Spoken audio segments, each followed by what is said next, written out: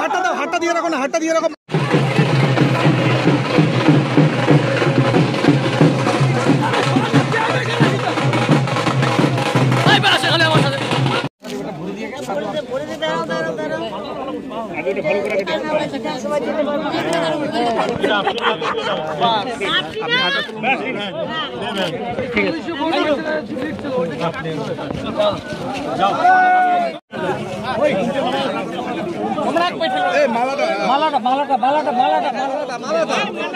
আজকের ফলাফল সারা বছর আমরা মানুষের পাশে থাকি, মানুষের সাথে থাকি।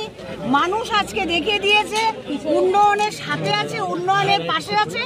দিদি যা করেন মানুষ আজকে সেই ভোট দিয়ে বুঝিয়ে দিয়েছেন যে তৃণমূলের সাথে পাশে আছেন। এটা কিছু বলার নেই। প্রত্যাশা কি ছিল প্রথম থেকেই? আমার প্রত্যাশা ছিল আমার এলাকায় বিধানসভায় সবাই তৃণমূলমুখী, সুতরাং সবাই মমতা ব্যানার্জিকে ভালোবাসেন, জনগণ সিংহকে ভালোবাসেন। এটা প্রথম থেকেই বলেছি, লাখখানি করলে হবে।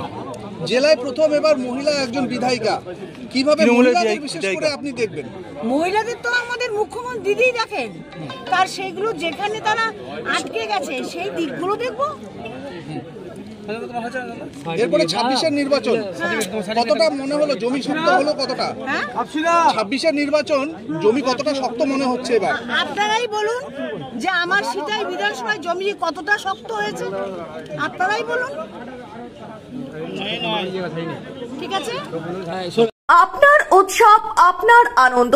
আসছে শ্রী শ্রী রাধা গোবিন্দের রাস উৎসব। দিনহাটার বড়ভিটা ত্রিদেবের বাজার সংলগ্ন বড়ভিটা সুরেন্দ্রনাথ বর্মন আদর্শ বিদ্যাপীঠ প্রাঙ্গণে আগামী 15ই নভেম্বর থেকে শুরু হচ্ছে রাস মেলা। 10তম বর্ষের এই রাজকীয় রাস উৎসবকে আরো অনন্য করে তুলতে এবছর থাকছে বিশ্বের সর্বপ্রথম 27 ফুট উচ্চতার জোড়া রাস চক্র। থাকবে মুম্বাই, কলকাতা ও অসম থেকে আগত বিশিষ্ট তারকা ও সঙ্গীত শিল্পীদের নিয়ে জমজমাট সাংস্কৃতিক মঞ্চ।